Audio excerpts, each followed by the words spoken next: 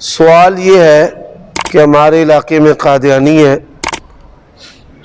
ان کو بے دخل کرنے کے لیے ان کے املاک کو خریدنا کہ لوگ ان کے شر سے، ان کی دعوت اور گمراہی کے شر سے بچ جائیں، تو زمین خرید لینا، مکان خرید لینا یہ درست ہے؟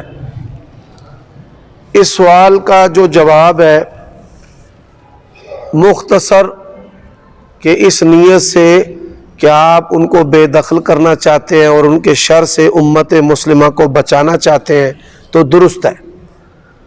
اب تفصیل یہ ہے کہ کافروں کی 6 قسمیں ہیں، یہ کئی دفعہ میں بیان کر چکا ہوں۔ ان میں سے بدترین قسم جو ہے وہ زندیق کافر ہے۔ زندیق کہتے ہیں کہ جو کفر کو اسلام بنا کر پیش کرے۔